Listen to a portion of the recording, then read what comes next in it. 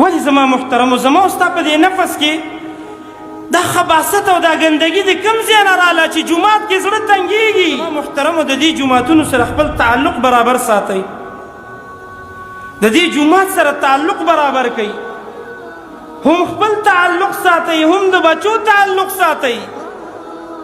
جومات ته ټیم ورکوه، خپل بچي جومات ته راوله، د فرضي منځونو پابندي کوه، فرضي منځونو له بچي راوله. هغه یو شاعر وی مسجد تو بنائی چپر کی ایما کی حرارت والوں نے من اپنا پرانا پاپی تا برسوں سے نمازی بن نہ سکے. زب خوشحال یم چې جومات می جوړ کو، خو که ماله په جومات کې د علاقې خلک نه راځي، د بازار خلک نه راځي، د دې جومات د جوړولو څه فایده شته؟ چې د دې په ځای یو غټ مارکیټ جوړ کړی وی، کم از کم دنیوي فایده خو به وی که نه. مسجد جوړ شو، زما محترمو د دې مسجد سره خپل تعلق برابر کړو. دا خو هغه ځای دی رسول الله صلی الله علیه وسلم فرمایلی و احب البلاد الی الله مساجدها. الله ته خوښه ځایونه د الله چې د کومو ځایونو سره محبت دی، مساجدها جوماتونه دي. جوماتونه که غواړي چې د الله خوښ شي جومات ته راشي. وابغض البلاد الى الله اسواقها.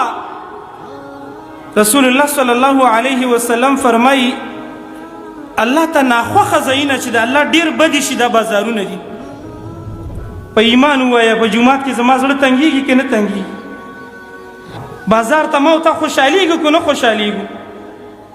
ولې زما محترمو زما او ستا په دې نفس کې دا خباثت او دا ګندګي د کوم ځای نه راله چې جومات کې زړه تنګېږي؟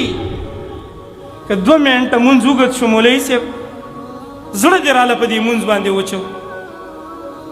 حیران به شي چې مونځ خو د خوند شیز دی، سجده خو د لذت عمل دی، په رکوع کې خو الله خوند کېښوستی، په دې مانځه ودرېدل، په دې قیام ودرېدل، د قرآن تلاوت اورېدل، په دې کې الله مزه کېښوستی.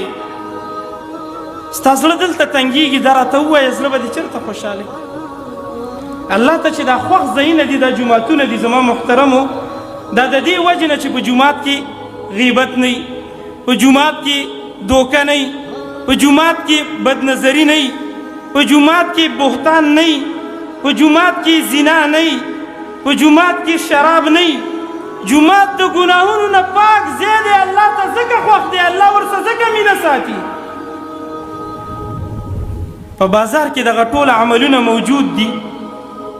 زما او ستا زړه بازار ته خوشحاله دی، د دې زړه علاج زما محترمو په کار دی. کله چې په جومات کې تنګېدي او بازار کې خوشحاله وي، دا نفس دې لږ راونیسه، په دې کې څه خباثت پروت دی. ګورې دا برابر که، دا زړه دې سم که، دې زړه ته دې صحیح لاره وښایه چې ای زړګیه، ای زړه د جومات سره دې تعلق ولې نه برابرېږي؟ دا زړه ولې په جومات کې تنګېږي؟